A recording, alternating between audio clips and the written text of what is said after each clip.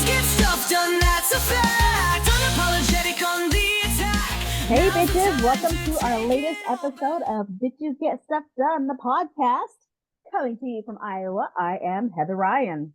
And I am Blythe Potter in Bargersville, Indiana. Hey, there has been so much going on this week. We did miss our Wednesday call, or our Wednesday podcast, because it was my birthday. Happy late birthday! Yeah, I had such a great birthday. I'm not going to lie. It was a fantastic birthday. So we're having to catch up on the entire week's worth of school. So this will be a cram-packed episode. I think we're going to start out first, though, with the protest. Oh, my God. Huge. It was so huge. And it was so, oh, God, it's amazing how, we've done enough of these events now. Like, you kind of get this high, right? Like, this adrenaline rush, and it can carry you over almost to the next protest. And each of them are getting bigger. We had a little bit of media coverage. One reported dozens of people in Indianapolis. One reported hundreds. Bitches, it was over 6,000 people. The last one was about 1,300. Well, 6,000 is many dozens, to be fair. It is, but they're really underplaying it. When they talk about 50501 and Indivisible, they're not taking quotes from the people who are busting their asses, literally, to organize this, make it safe, the sound system was incredible. The tents were incredible. It was raining. It was cold. It was miserable, but people showed up. And yeah, you guys had terrible weather. I saw that. It was horrible for the second half. The first half, it was kind of drizzly and a little cold, but it started to accelerate toward the end. If you go downstairs, you had 6,000 people show up in Indianapolis, Indiana, red Indianapolis or Indiana, in the rain. That's unheard of. It was, and I got to be one of the first speakers. I got to go behind another veteran, Ed Delaney, which was super cool. Hang on just a moment. I am so sorry. Okay, I am recording. Can you please get Dada, please, and just give me a little bit? So sorry. I think I could probably pause the recording if that happens again. So yeah, it was really exciting. I had no idea what I was going to say. I had an outline. This is my first year of my life protesting, and I had a pretty good suspicion that there were several people who had never done this before. So I kind of took a kind of a roll call, so to speak. And there were so many people who were new, or this was their first year. And we're gaining momentum. We're really doing something with this, and it's so cool to be a part of and to witness. And it's just such a shame that our media does not give a flying fuck. Yeah. Our local paper is like, oh, we're too busy for that. You're too busy for the largest protest, I would argue, of our lifetime to get someone to cover that. It's like, I'll send you any footage you need. Tell me why you're too busy for this. Oh, that's right, because the fucking Republicans own the paper.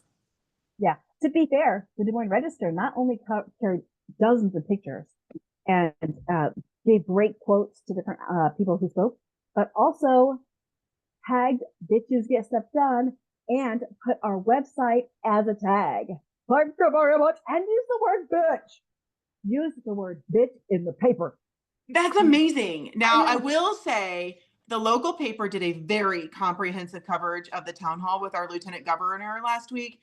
And even had shirts with blurred out, one of them said fuck Trump and different obscenities that were, someone got kicked out for calling him an asshole. And it was one of my friends. Go Amy. Oh, she was on the call earlier today. Yes, she was. You're right. Man, she is a badass. And yeah, she was fun. So they will cover some things, but our lieutenant governor is a Republican. So of course they're going to cover that. Of course.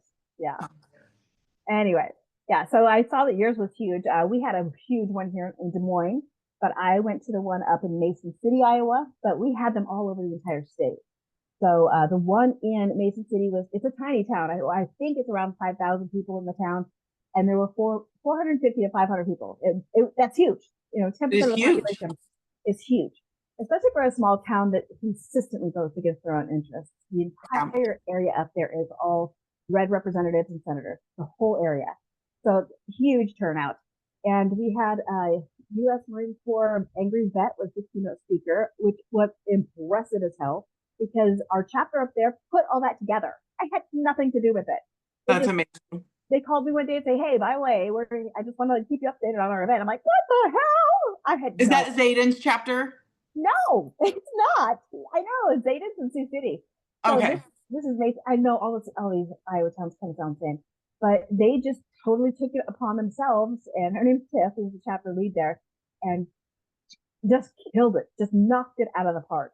And then we did like a little round robin march around the square. That's how big the town is. They have a town square, and all the cars. We only had one car protester guy who like flipped his MAGA hat out and tried to harass people, but everybody else was like, honk, honk, honk, yeah.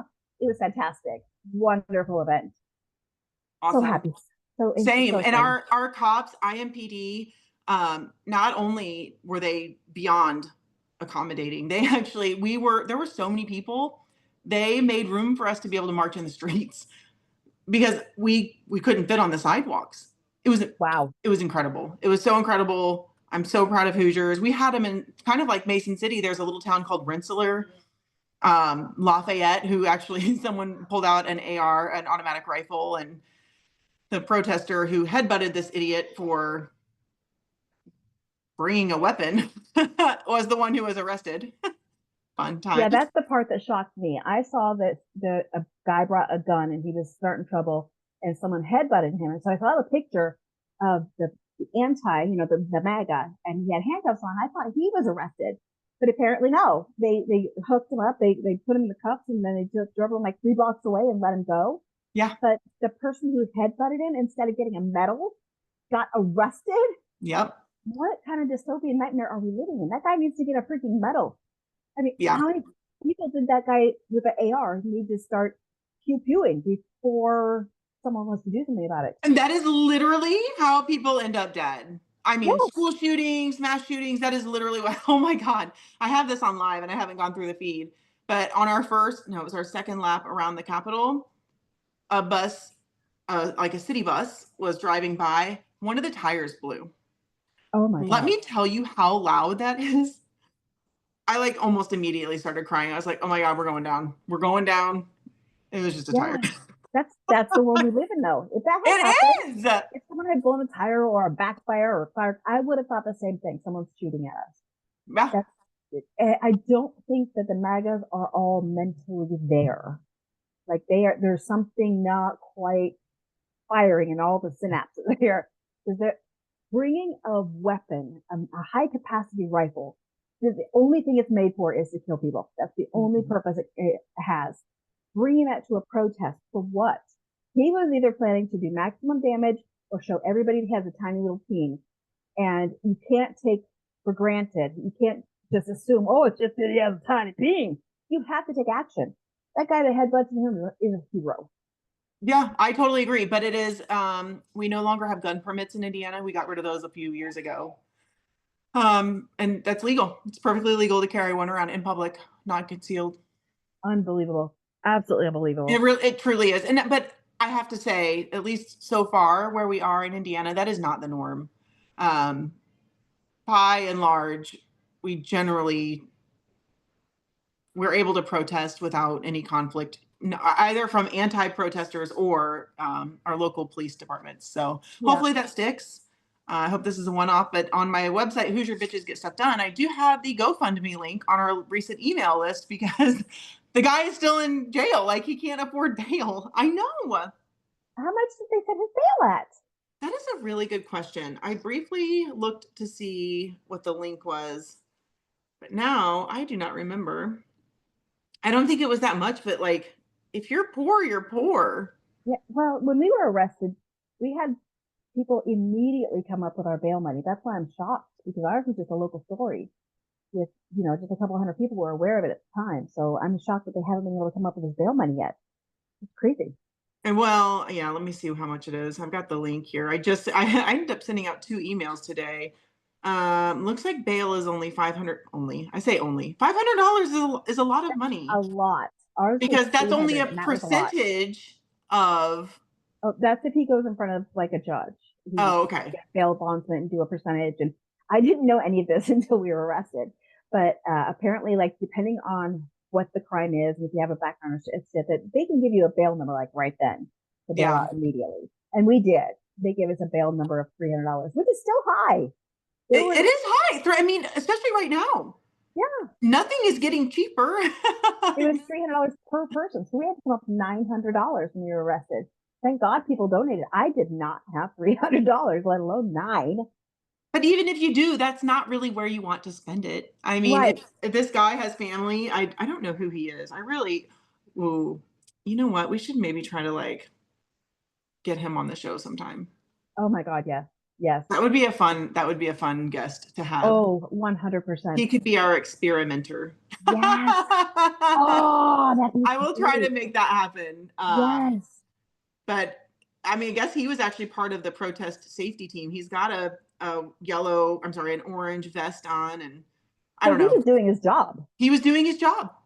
100% keeping people safe. Wow. This Yeah, guy's a hero. Yes. he If you is. could get him on the show, that'd be amazing. Yeah, I Start to will bring work on on, that. start to bring on guests. Start bringing on guests. Rolling, baby. Yes. So So yes, anyway, yesterday yeah, was amazing.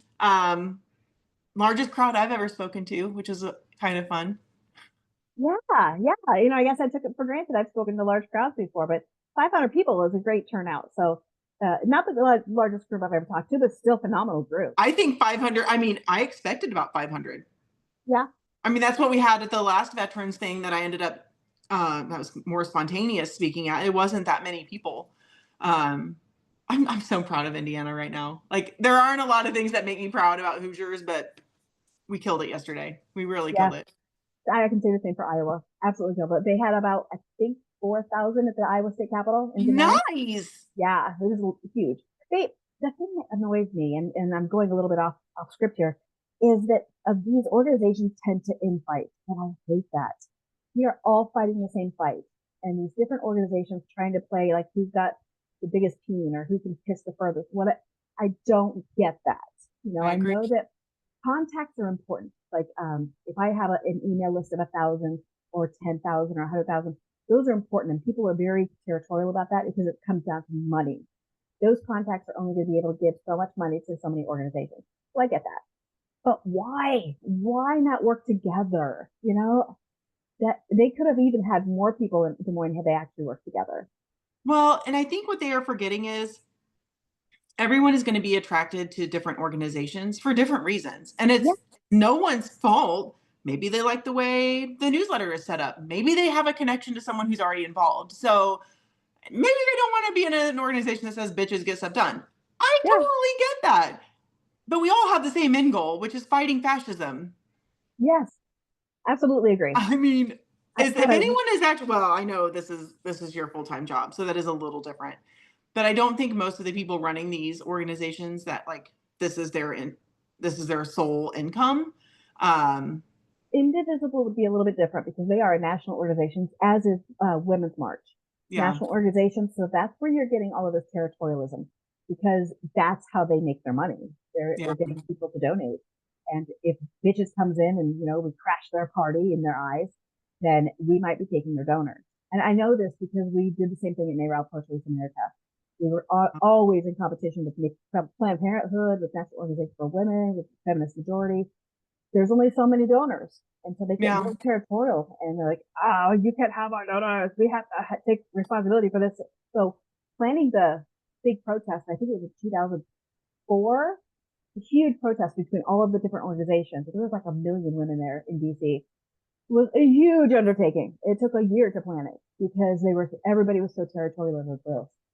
So I get why they're doing it. It's just so counterproductive right now at this moment. Well, yeah, because we could be networking and sharing information a lot faster if they would just work together. Right. Oh my God. Anyways, that was my one gripe by the whole event. So there's so much infighting with these different groups. Like, hate it. I do too. It's unfortunate. But that being said, I told everybody in my little speaky speak yesterday that this is just the beginning. You cannot just go to one protest and think, okay, everything's better. It's all fixed now. You don't have to do anything else. You have to stay active. Have to. And I believe with all my heart that we will win this fight. It won't be easy. at all. And I don't think it ever ends. I think that this is a lifelong thing we'll have to fight forever. But once we win the war, we have to come up with a solution rather than we're not Donald Trump. It has to be better than that. We have to come up with a way to fix everything he's breaking and fix it in a way that is more equitable for the 99%. Yeah. So that we don't have such huge monetary disparities between the rich and the poor. Yeah. So I'm going to start working on my project 2026 and putting Yeah. together a whole playbook for all the things we need to do to make it more equitable country after we try to unbreak what they broke. Yeah. Well, and making this momentum sustainable. I mentioned something along those lines yesterday too. Like, this is going to be a long haul and it's not going to be convenient. These things we need to show up at, we need to support it, we need to share the information. If we can't go, fine, but we need to encourage people to do it. The weather's going to end up being terrible. It's going to be conflicting with dance recitals and other nonsense. Not that dance recitals are nonsense, but there are other life things that we would rather do, right? No, Yeah. Nobody wants to spend 4 hours in the rain on a Saturday, myself included, but we need to at this point. This is what we have to do. And it is our show of force, and that show of force is using our voices and doing it consistently. Yeah, I was impressed by how many people live streamed and did videos afterwards too. That's the one way we can curtail all of the squashing of the movement from the traditional media. Yeah. We can put it out there into the world. Hey, look, this happened. Look at all the people, you can see it with your own eyes. That's the one way we can fight back, is to spread it amongst our own networks. Yeah. And did you know, you probably did, but I only found this out recently, that you can download the full live streams that you do to have the entire video as its own file. On TikTok? Yep. Now it takes a minute because a lot of them are over an hour. So what I've started doing is downloading those. And again, I have not done it from yesterday. I actually have several from yesterday because I ended up getting kicked off my live because someone reported it for harassment and hate speech. Now, to be fair, right before that happened, I called Todd Young a douchebag. But that is objective. He is a douchebag. And he's a political figure, right? Yeah, I can say what I want to. Say that about. I wasn't threatening him. Right. So yeah, you can do that. And what I've done is started to upload those to YouTube. And then I'm going to start putting them in my newsletters, but we can cross post them on other platforms because I think YouTube videos on Facebook may get a little more coverage than like if we show. And we really need to start leaning into YouTube because there's so many right-wing nutballs on YouTube that it really floods the algorithm with right-wing nutballs. And it sends people that are watching YouTube down this rabbit hole of right-wing nutballs. We really need to start focusing on putting more stuff on YouTube. Yeah, I'm trying. There's so many things, right? Like you can do LinkedIn and Instagram and Facebook and TikTok for the next 73 days and YouTube and Blue Sky and Substack. I'm sure I'm missing one. That's 7. Threads. Threads and Reels.